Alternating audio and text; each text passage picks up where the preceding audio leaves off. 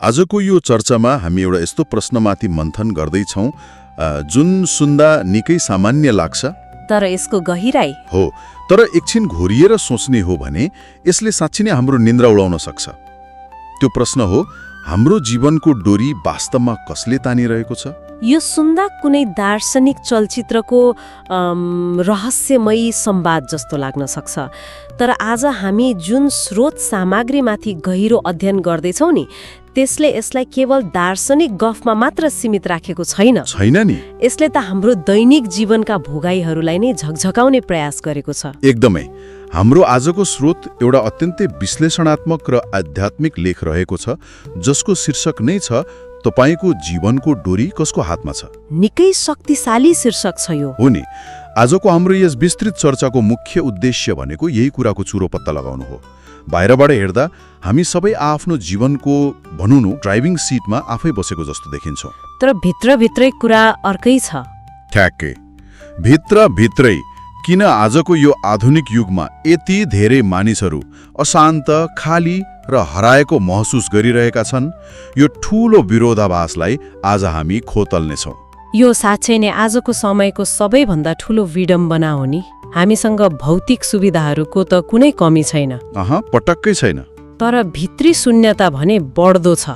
स्रोत सामग्रीले त्यही आन्तरिक शून्यताको मूल कारण र त्यसको समाधानलाई निकै गहिरो मनोवैज्ञानिक र आध्यात्मिक कोणबाट प्रस्तुत गरेको छ। ल, यसलाई अलिक खोतलेर हेरौँ। सिधै विषयवस्तुमा प्रवेश गरौँ न त। स्रोतले यो पुरै विषयलाई बुझाउन सुरुमै एउटा निकै रोचक र व्यावहारिक दृष्टान्त दिएको छ, विवाहको दृष्टान्त। त्यो विवाहको कुरा हो। लेखमा भनिएको छ कि जब एउटी कन्याको विवाह तय हुन्छ, परम्परागत रूपमा उनले आफ्नो जीवनको डोरी पतिको हातमा सुम्पिन्छन् भन्ने एउटा मान्यता छ नि त। परम्परागत समाजको कुरा भयो यो। हो। उनले पूर्ण विश्वासका साथ यो मान्छन् कि अब जीवनको अन्त्यसम्म उनको सुरक्षा र हेरचाह गर्ने जिम्मेवारी पतिको हो। अनि अर्कोतर्फ पतिले पनि त्यो जिम्मेवारीलाई महसुस गर्छ। उसले आफ्नी पत्नीको भलाइ केमा छ, बुराई केमा छ भन्ने कुराको ख्याल राख्दै जीवनभर इमान्दारीपूर्वक साथ निभाउने प्रण गर्छ। यो एउटा पूर्ण समर्पण र विश्वासको कथा हो। एकदम। तर यहाँ सबैभन्दा चाखलाग्दो कुरा के छ भने यो दृष्टान्तमा प्रयोग गरिएको डोरी नि यो कुनै भौतिक डोरी होइन। पक्कै पनि होइन। कसैले कसैको घाँटीमा डोरी बाँधेर हिँडाउने कुरा त भएन नि। भएन।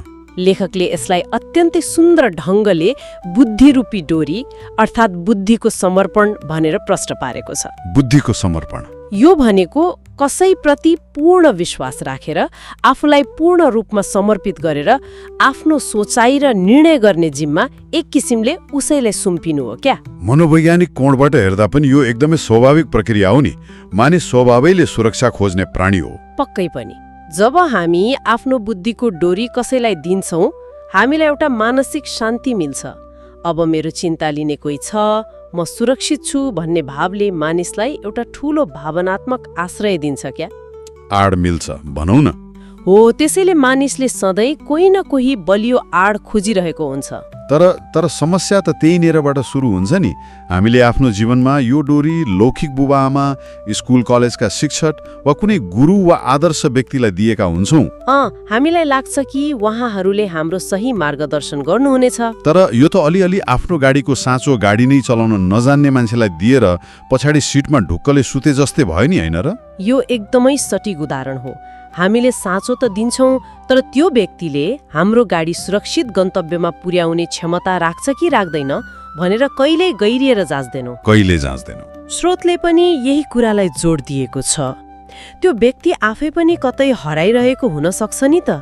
अनि जब भविष्यमा गएर त्यो व्यक्ति अयोग्य साबित हुन्छ वा उसबाट कुनै गम्भीर गल्ती हुन्छ, तब त्यो विश्वासको डोरी चुडिन्छ। ठ्याक्कै, डोरी चुडिन्छ। अनि जब त्यो डोरी चुडिन्छ नि, त्यसपछिको अवस्थालाई लेखले निकै जीवन्त रूपमा प्रस्तुत गरेको छ। डोरी चुडिएपछि जीवनरूपी चङ्गा हावामा दिशाहीन भएर भड्किन्छ। डोरी बिनाको चङ्गा? हो। त्यो चङ्गा कता जान्छ, कहाँ गएर अड्किन्छ वा च्यातिन्छ, कसैलाई थाहा हुँदैन। बुद्धिमा भयानक हलचल र उथलपुथल आउँछ। एकदम। आज समाजमा देखिने चरम अशान्ति र हताशाको एउटा ठूलो कारण यही दिशाहीन अवस्था र टुट्दै गएको विश्वास हो भन्ने कुरा लेखले निकै कडा रूपमा उठाएको छ। तर यो त व्यक्तिगत तहको कुरा भयो नि। यदि हामीले यसलाई समग्र चित्रसँग जोडेर हेर्ने हो भने यो लेखको दायरा निकै फराकिलो छ। जुम आउट गरेर हेर्ने हो भने जुम आउट गर्दा यसले हाम्रो व्यक्तिगत जीवनबाट सिङ्गै विश्वको संरचनालाई हेरेको छ। विश्वमा मुख्य रूपले 4 प्रकारका सत्ताहरू छन् जसले सम्पूर्ण मानव जातिको बुद्धिको डोरी सामूहिक रूपमा समातेका छन्। ती कुन कुन हुन् त? ती हुन् राजसत्ता, धर्मसत्ता, भक्तिसत्ता र प्रजासत्ता। हामी सबै मानिसहरू यी 4 मध्ये कुनै न कुनै सत्तासँग जोडिएकै हुन्छौँ। यी 4 सत्ताहरूले नै समग्र मानव समाज चलाइरहेका छन्। तर स्रोतले यहाँ एउटा निकै गम्भीर दाबी गरेको छ नि। समयको बारेमा हो, त्यो के भने हालको यो समय कलियुग र सत्ययुगको सन्धिकाल हो, जसलाई पुरुषोत्तम कल्याणकारी सङ्गम युग भनिएको छ। र यो समयमा यी 4वटा सत्ताहरू आफ्नो चरम गिरावटको बिन्दुमा पुगेका छन्। स्रोतको भाषामा भन्नुपर्दा यिनीहरू तमोप्रधानताको अवस्थामा छन्। यो सङ्गम युग र तमोप्रधानता जस्ता शब्दहरू सुन्दा अलि प्राविधिक वा भारी लाग्न सक्छ श्रोताहरूलाई। अलि दार्शनिक सुनिन्छ। सङ्गम युग भनेको एउटा पुरानो जीर्ण भएर भत्किनै लागेको घरलाई पूर्ण रूपमा भत्काएर त्यही ठाउँमा नयाँ घर बनाउनु अघिको जुन ट्रान्जिसन पिरियड हुन्छ नि, हो त्यस्तै समय हो। यो एउटा युग सकिएर अर्को युग सुरु हुने बीचको समय हो। अनि त्यो तमोप्रधानता भनेको नि? तमोप्रधानता भनेको चाहिँ त्यो पुरानो घरको जगदेखि छानोसम्म सबै कुरा कुहिएर मकिएको चरम अवस्था हो। भन्छ केही बाँकी छैन, केही छैन। यस्तो अवस्था जहाँ मर्मत गरेर पनि केही हुनेवाला छैन क्या। कुनै पनि प्रणालीले काम गर्न छाडेको डेड एन्ड हो यो। मानिसले बनाएका संस्थाहरू र सत्ताहरू पूर्ण रूपमा भ्रष्ट र काम नलाग्ने भएको अवस्थालाई यसले जनाउँछ। हो, त्यो कुहिएको अवस्थालाई स्रोतले यी 4 सत्ताहरूको विश्लेषण गरेर छर्लङ्ग पारेको छ। सबैभन्दा पहिला राजसत्ता अर्थात् राजनैतिक शक्तिको कुरा गरौँ न। राजसत्ता हामीले किताबहरूमा पढेको एउटा आदर्श राम राज्यलाई एकछिन बिर्सिने हो भने इतिहासको पाना पल्टाउँदा राजाहरूको सत्ता कसरी चलेको देखिन्छ त?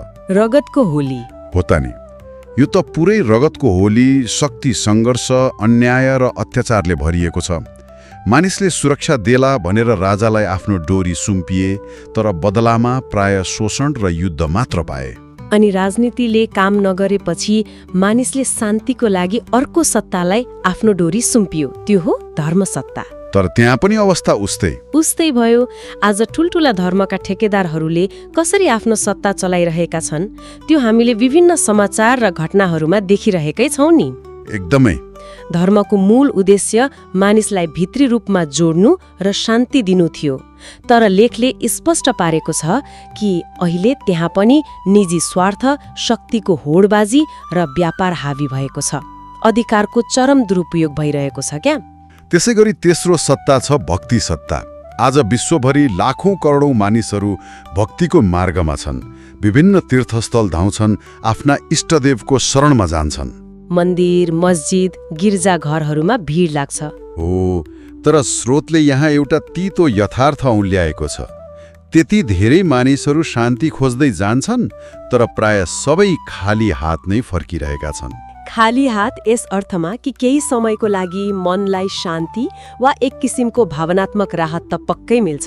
मन्दिरमा बस्दा आनन्द आउँछ, एकछिनको लागि हो, अल्पकालको लागि मात्र हुन्छ।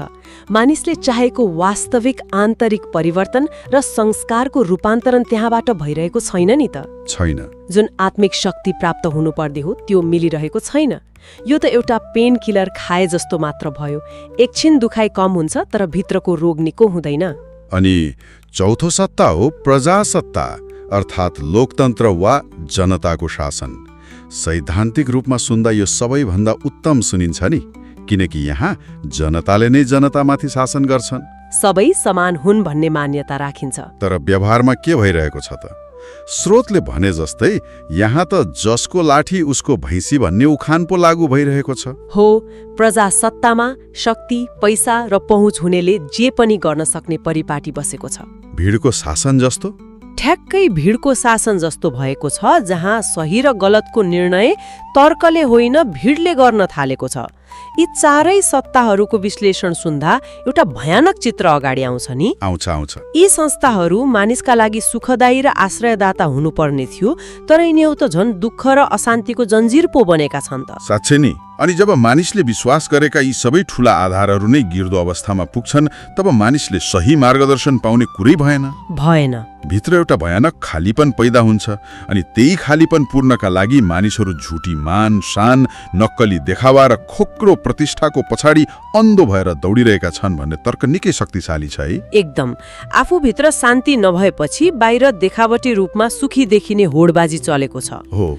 यी परम्परागत सत्ताहरूले काम नगरेपछि मानिसले विकल्प खोज्न स्वाभाविक हो, र सायद त्यही भएर होला आज हामीले हाम्रो जीवनको सम्पूर्ण डोरी विज्ञान र प्रविधिको हातमा सुम्पिएका छौं। हामीलाई लाग्छ प्रविधिले सबै समस्या समाधान गर्छ। तर यहाँनिर कुरा साँच्चै नै रोचक बन्न पुग्छ। स्रोतले यहाँ अर्को एउटा ठूलो खतराको घण्टी बजाएको छ नि।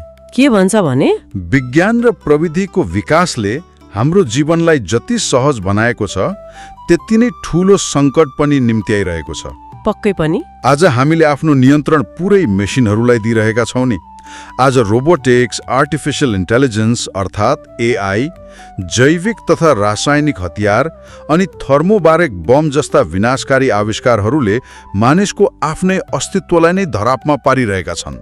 हामीले आफ्नै विनाशको बटन आफै बनाएर त्यसलाई थिच्न मात्र बाँकी राखेको जस्तो अवस्था छ क्या। विद्वानहरू नै त्रसित छन् कि कतै एआईले मानव जातिलाई नै विस्थापित गर्ने त होइन। हो नि। एकातिर प्रविधिको यो अकल्पनीय जोखिम छ भने अर्कोतिर प्रकृतिका 5 तत्त्वहरूले पनि बेला बेलामा आफ्नो विनाशकारी भनौँ न ताण्डव नृत्य देखाइरहेका छन्। बाढी, पहिरो। हो। बाढी, पहिरो, भूकम्प, सुनामी, जलवायु परिवर्तन यी सबै त्यसैका रूप हुन्। प्रकृतिले पनि आफ्नो सन्तुलन गुमाएको छ। यसले एउटा अत्यन्तै महत्त्वपूर्ण प्रश्न खडा गर्छ। एकातिर समाज भद्रगोल छ, अर्कोतिर प्रविधि र प्रकृतिले विनाश निम्त्याउने डर छ। त्यसो भए मानव जातिले आफ्नो जीवनको डोरी वास्तवमा कसको हातमा दिएर यस्तो हालत भयो त? ती गलत हातहरू साँच्ची नै कसका हुन् त? यहाँनिर स्रोतले बाहिरी संसारबाट एक्कासी मानिसको भित्री मनोविज्ञानतर्फ कुरा मोडेको छ है। लेखकको यो दृष्टिकोण साँच्ची नै गहिरो छ। उहाँले हाम्रा यी सम्पूर्ण बाहिरी समस्याहरूको दोष राजनीतिज्ञ, समाज वा प्रविधिलाई मात्र नदिएर हाम्रै भित्र लुकेका 5 विकारहरूलाई मुख्य जिम्मेवार मानेका छन्। 5 विकारहरू ती हुन् काम, क्रोध, लोभ, मोह र अहङ्कार। यी 5 विकारहरूलाई नै सामूहिक रूपमा आध्यात्मिक भाषामा रावण भनिएको छ। यो त एकदमै नयाँ दृष्टिकोण भयो नि। हामीले रावण भनेको त 10वटा टाउको भएको कुनै पौराणिक राक्षस भनेर बुझेका थियौं नि त। धेरैले त्यही बुझ्छन्। तर यहाँ त हाम्रै भित्रका नकारात्मक प्रवृत्तिहरूलाई रावण भनिएको रहेछ। मनोवैज्ञानिक रूपले हेर्ने हो भने पनि यो कुरा एकदमै सठिक लाग्छ नि।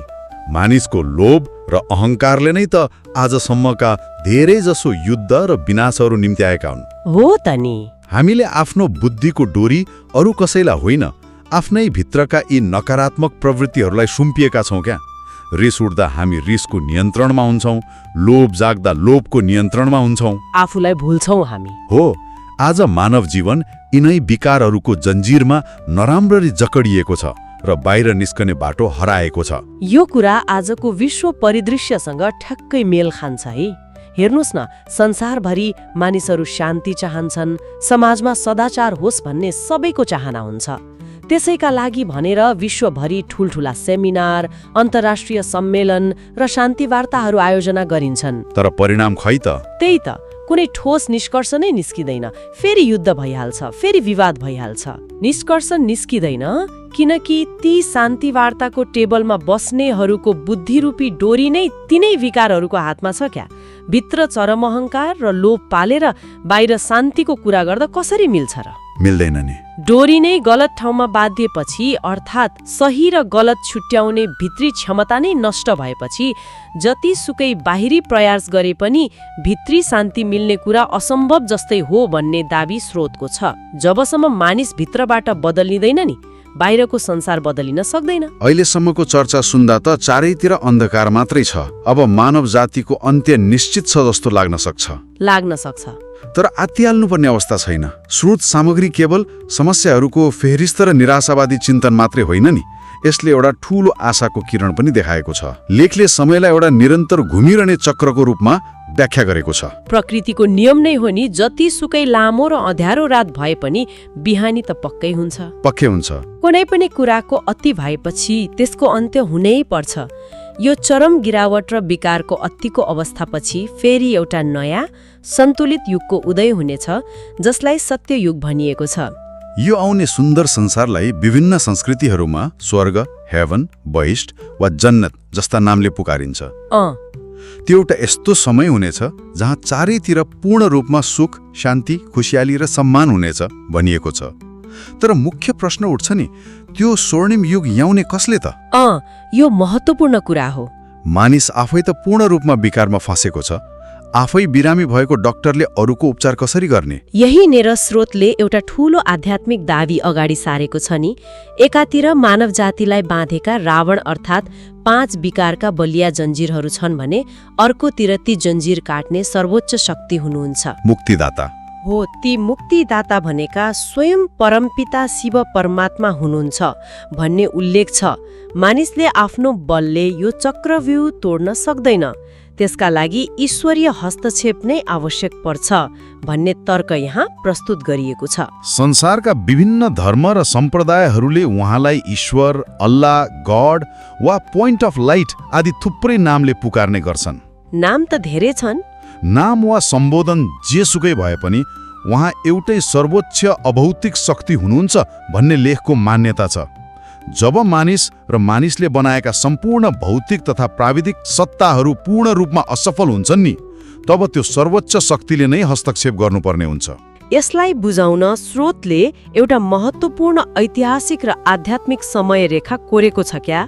द्वापर युगदेखि लिएर यो कलयुगको अन्त्यसम्म थुप्रै महान आत्मा र धर्मात्माहरूले मानव जातिलाई बाटो देखाउने काम गरे नि। तर अहिले आएर उनीहरूको समय र प्रयासको सीमा पनि पूरा भइसकेको छ। उनीहरूको शिक्षाले मात्र अब यो बिग्रिएको संसार सुध्रिने अवस्था छैन। हो, अनि अब यो सङ्गम युग अर्थात् पुरानो युग सकिने र नयाँ युग सुरु हुने ट्रान्जिसन पिरियडमा स्वयं सर्वोच्च शक्तिले नै मानव जातिको चेतनालाई माथि उठाउने अन्तिम र निर्णायक काम गरिरहनु भएको छ भन्ने कुरा स्रोतमा छ। यो समयमा उहाँले सम्पूर्ण मानव जातिलाई दिइरहेको सन्देश एकदमै प्रष्ट छ नि। त्यो सन्देश के हो भने, आफ्नो जीवनको डोरी म एकसँग मात्र बाँध, अरू सबै असक्षम र स्वार्थी सत्ताहरूसँगको आश छोडेर केवल त्यो एउटा सर्वोच्च शक्तिसँग मात्र पूर्ण रूपमा सम्बन्ध जोड्ने आह्वान त्यहाँ गरिएको छ। किनकि मानिसलाई भिकारबाट मुक्त गर्ने शक्ति केवल उहाँमा मात्र छ। ठक्कै। स्रोतका अनुसार यो एउटा सम्झौता जस्तै हो क्या। यदि मानिसले आफ्नो बुद्धिको डोरी पूर्ण रूपमा कुनै सङ्कोच बिना उहाँलाई सुम्पियो भने उहाँले हामीलाई आउने आधा कल्पको लागि रावणका ती विकार रूपी जन्जिरहरूबाट मुक्त गरिदिनुहुनेछ। आधा कल्प भनेको? आधा कल्प भनेको एउटा निकै लामो, शान्ति र सुखले भरिएको स्वर्णिम कालखण्ड हो भनेर बुझ्न सकिन्छ। उहाँले हाम्रो पूर्ण हेरचाह गर्नुहुनेछ। यो साँच्चै नै एउटा गहिरो आह्वान हो। जब चारैतिर अँध्यारो छ, मानिसले बाटो बिराएको छ, पुराना सबै प्रणालीहरू ध्वस्त हुँदैछन् र कुनै नयाँ विकल्प बाँकी छैन, त्यस्तो बेलामा त्यो सर्वोच्च सर्वशक्ति समान अथोरिटीले तिम्रो डोरी मेरो हातमा देऊ, म तिमीलाई पार लगाउँछु भन्दै हुनुहुन्छ क्या। तर यहाँ जबरजस्ती केही पनि छैन है? छैन। निर्णय गर्ने जिम्मा पूर्ण रूपमा मानिसकै हातमा छोडिएको छ। के मानिसले समयको यो पुकारलाई चिनेर आफ्नो अहंकार त्यागी बुद्धिको डोरी सही ठाउँमा बाँध्न तयार छ त? यो नै यो स्रोतको सबैभन्दा ठूलो प्रश्न हो। त्यसो भए यी सबैको अर्थ के त? आजको यो सम्पूर्ण मन्थनको सार के त? हामीले एउटा सामान्य जस्तो लाग्ने विवाह र डोरीको दृष्टान्तबाट कुरा सुरु गर्यौं। तर बिस्तारै यसले हामीलाई विश्वका ठूल्ठूला राजनीतिक, धार्मिक र लोकतान्त्रिक सत्ताहरूको विफलता देखाउँदै आधुनिक विज्ञान र प्रविधिको भयावह सङ्कटसम्म पुग्यायो। कसरी हाम्रा विश्वासका आधारहरू भत्किरहेका छन् भन्ने यथार्थ हामीले हेर्यौं नि। र अन्त्यमा हामी यो निष्कर्षमा पुग्यौं कि यी सबै बाहिरी सङ्कटहरूको जड हाम्रै भित्र रहेका काम, क्रोध, लोभ जस्ता 5 विकारहरू हुन्। हो, हामीले अन्जानमै आफ्नो जीवनको नियन्त्रण यी विकारहरूलाई दिएका रहेछौं नि त। यसबाट बच्ने र फेरि शान्तिपूर्ण युगमा प्रवेश गर्ने एउटै मात्र उपाय भनेको आफ्नो बुद्धिरूपी डोरी ती पूर्ण र सर्वोच्च शक्ति परमात्माको हातमा सुम्पिनु हो भन्ने निकै दार्शनिक र मनोवैज्ञानिक सन्देश आजको स्रोतले दिएको छ। यो साँच्चै नै मननयोग्य कुरा छ नि। यसले हामी सबैलाई एकपटक रोकिएर सोच्नै पर्ने अवस्थामा पुर्याएको छ। हाम्रो आफ्नै जीवनको डोरी कतै गलत हातमा त छैन? कतै हामीले पनि नजानिदो ढङ्गले आफ्नो गाडीको साँचो गलत मान्छेलाई त दिएका छैनौँ? निश्चय पनि। यसले हाम्रा विश्वासका आधारहरूबारे पुनर्विचार गर्न बाध्य बनाउँछ क्या? र आजको यो गहन चर्चालाई बिट मार्नु अघि एउटा गहिरो विचार मन्थनका लागि यहाँ छोड्न चाहन्छु। हजुर। यदि बुद्धिरूपी डोरी पूर्ण रूपमा सर्वोच्च शक्तिलाई सुम्पिएर मात्र साँचो शान्ति मिल्छ भने आजको यो अत्यन्तै व्यस्त, प्रविधि निर्देशित र प्रतिस्पर्धात्मक दुनियाँमा हाम्रा दैनिक व्यावहारिक र पारिवारिक जिम्मेवारीहरू पूरा गर्दै यो पूर्ण आध्यात्मिक समर्पणको अवस्थालाई कसरी सन्तुलनमा राख्न सकिएला त? के हामी यो भौतिक संसारमा रहेर पनि आन्तरिक रूपमा पूर्ण समर्पित र शान्त हुन सक्छौँ? वाउ, यो साँच्चै नै दिमाग रन्काउने र लामो समयसम्म सोचिरहनु पर्ने प्रश्न हो। आध्यात्मिक समर्पण र व्यावहारिक जीवनको सन्तुलन पक्कै पनि आजको सबैभन्दा ठूलो चुनौती हो नि। एकदमै ठूलो चुनौती हो। आजको यस विचारोत्तेजक समय साँच्चीकै नै महत्त्वपूर्ण रह्यो। आशा छ आजको यस विस्तृत अध्ययनले सोच्ने दायरालाई अझै फराकिलो बनाएको छ। सधैँ सकारात्मक रहौं, जिज्ञासु रहौं र नयाँ कुराहरू सिक्दै अघि बढौं। नमस्कार।